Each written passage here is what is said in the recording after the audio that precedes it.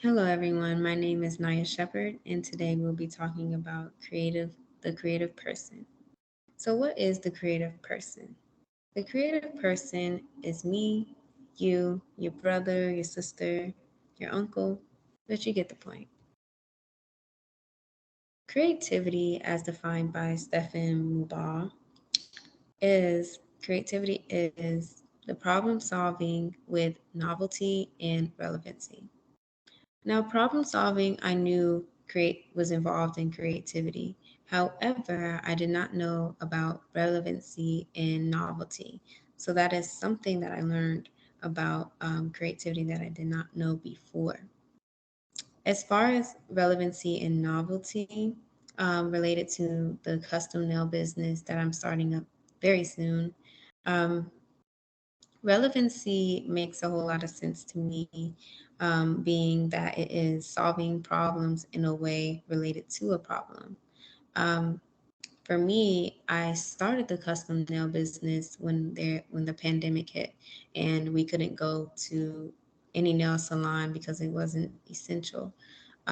So you kind of had to fend for yourself. So I decided to follow the trend of the press on nails and create my own. And that was that made sense because I wanted nails, and that problem in custom nails was a relevant um, solution to that problem. However, novelty was very challenging for me because I wanted to take it to another level and actually make it a lucrative business. And I thought because everyone has this business and everyone's starting to do custom press on nails that I couldn't bring anything new or innovative to that market or area. So I really had to let go of that limitation so that I could have um, a divergent approach to the creative thinking process. As far as the myths, I couldn't believe that children are more creative than adults. Um, I couldn't believe that children are not more creative than adults because a lot of times we see children as these imaginative little human beings, and they just think of the craziest, wildest things. So you think that creativity will just naturally be something that they're better at than adults. However, that is not the case. Ruth Noller came up with created a function about creativity that states creativity is a function of attitude applied to knowledge, imagination, and evaluation.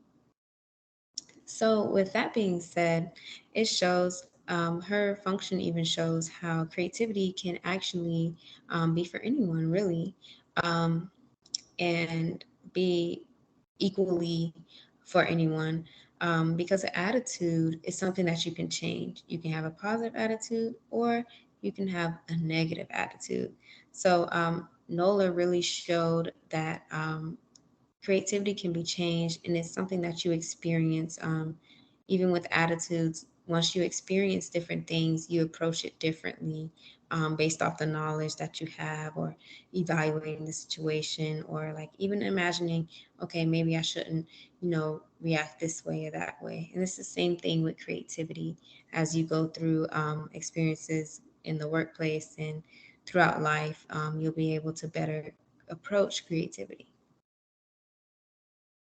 Creativity in business is very vital because creativity, again, is problem solving with relevance and novelty.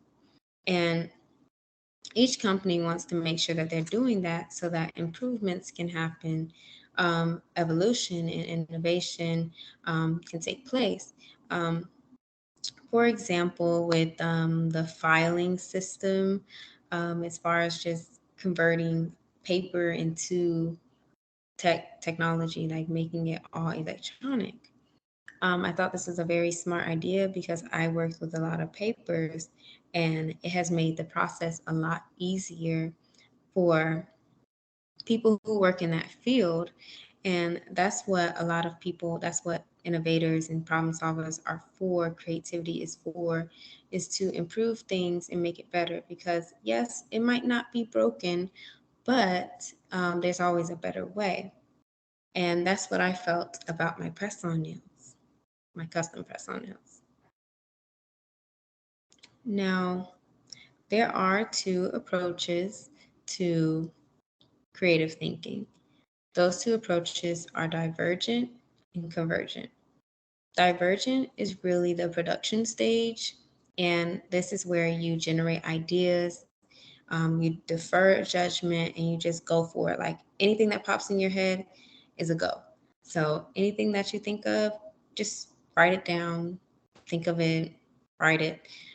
There's no wrong answer, basically. And this really just generates um, a lot of ideas in quantity, and it just create, and then you make connections. So I had to do this with my press on nail business because I had to do this with my press on nail business because I had to think of ideas of how I wanted to reach my customers, reach my market, how I wanted to do the press ons, if I wanted to go long, if I wanted to go short, if I wanted to bedazzle everything. It was just a whole bunch of ideas that I put on the paper and really made connections with. As far as convergent, it's really sitting down and analyzing and evaluating those ideas, making judgments, aka the judgment stage. Um, so this part I really had to do as far as just focusing on what I really wanted out of my business and what I really wanted customers to really get out of the Amore Nails experience, so that they're getting everything that I want them to get and that they're experiencing the best of the product.